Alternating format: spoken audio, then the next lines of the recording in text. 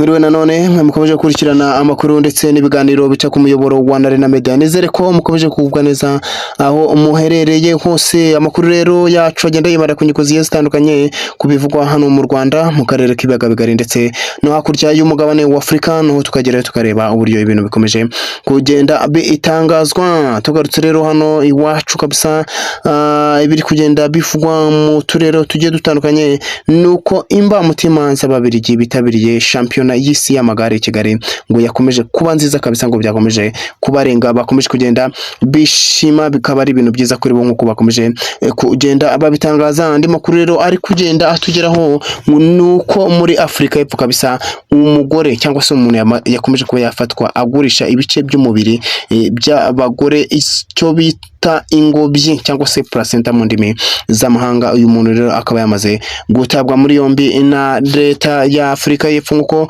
biri gukomeza kugenda bitangazwa. Tugarutse rero mu makuru yacu arambuye nuko ngo imbamutima z'Ababiligi bitabiriye shampiyona y'isi y'amagare i Kigali ngo yakomeje kuba nyinshi muri bo nk'uko bakomeje kugenda babitangaza. Ababiligi barimo abakinnyi n'abakunzi b'umukino w'amagare batangaje ko biteguye kuryoherwa na shampiyona y'isi y'amagare iteganyijwe kubera i Kigali ku itariki ya 21 kugeza 28 Nzeri 2025. Ni ubwa mbere rero shampiyona y'isi y'amagare ibereye ku mugabane wa Afurika, biri kumvikana by'umwihariko hano mu Rwanda. Kikaba ari ikintu cyiza cyane kabisa kuba shampiyona y'isi y'amagare ari ubwa mbere ibereye ku mugabane wa Afurika, hanyuma ikaba yarabereye no mu Rwanda. Urumva ni ikintu cyiza cyane, ikintu gikomeje kunezeza abanyarwanda nk'uko bakomeje kugenda babitangaza, bavuga ko iyi shampiyona ishaka kuzaba ari shampiyona nziza. Murakomeje kugenda babitangaza, murabizi ko n'ibigo by'amashuri bizaba bitari gukora, abakozi ba leta bazaba bari gukorera akazi mu ngo kabisa, abantu bazaba bitabiriye irushanwa ry'amagare kandi bikaba ari ibintu byamaze gutegurwa neza nk'uko bakomeje kugenda babitangaza. Ku itariki ya 18 Nzeri 2025 Ababiligi barimo abagabo n'abagore bahagurutse ku kibuga cy'indege cya Zeventum muri Brussels, nyine biri kumvikana bitabiriye shampiyona y'isi y'amagare.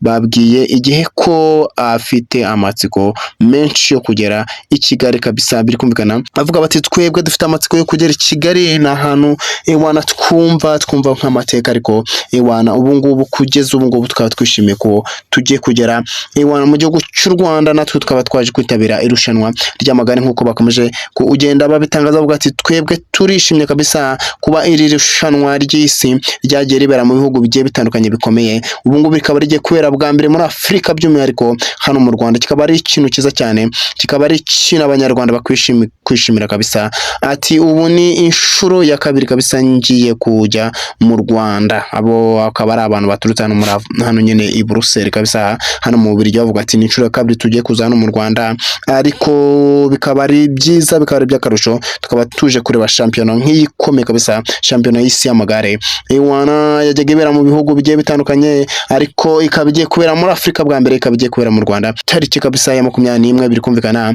kugeza ku itariki ya 28. Murabizi ko imihanda imwe n'imwe yakomeje kugenda ifungwa mu buryo bwo kugira ngo birinde impanuka. Hakaba zaba harimo gucamo nyine amagare, kandi hakaba ari n'uburyo byateganyijwe kugira ngo nabaza kureba aya magare kabisa batazagira ikibazo bahurira nacyo muri iyi gahunda y'amagare kabisa. Bikaba zaba ari ibintu biryoshye kandi bikaba ari ibintu byamaze gutegurwa nk'uko bakomeje kugenda babitangaza. Uduce twinshi rero tuzaba dufunze, kandi murabizi ko imihanda n'imwe, iyi mihanda igiye itandukanye yamaze kugaragazwa izacamo aya magare nk'uko twakomeje kugenda hano tubibona. Imihanda rero izagenda inyurwamo n'amagare ni ikurikira kabisa, biri kugenda twumvikana babitangaza. Kuva ku munsi rero wa mbere kabisa kugeza ku munsi wa gatatu w'iri rushanwa hazakoreshwa umuhanda wa BK Arena Kimironko kuri Simba Sherando Prince House, Sonatibe Nyanza, Kicukiro, Gahanga Sonatibe kabisa, Rwandexe mu Kanogo kwa Minyone, KCC.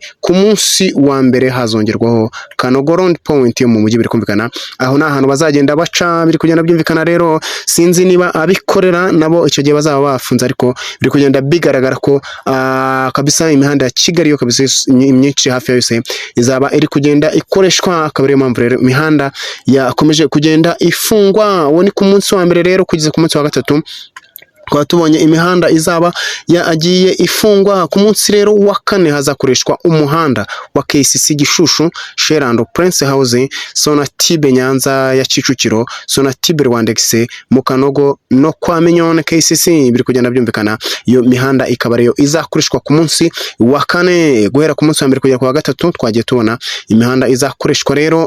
Ku munsi wa kane nayo tukaba tumaze kugenda tubona imihanda izagenda ikoreshwa ku munsi rero. Kuva ku munsi wa gatanu biri kumvikana kugeza ku munsi wa karindwi hazakoreshwa umuhanda wa KCC Gishushu, Nyarutarama, Minagiri, Ambasade y'aba Holandi biri kumvikana, Kimihurura, Kadurake, kwa Minyone. KCC biri kumvikana ku munsi wa nyuma rero hazakoreshwa umuhanda uzakoreshwa kuva ku munsi wa gatanu kugeza ku wa karindwi.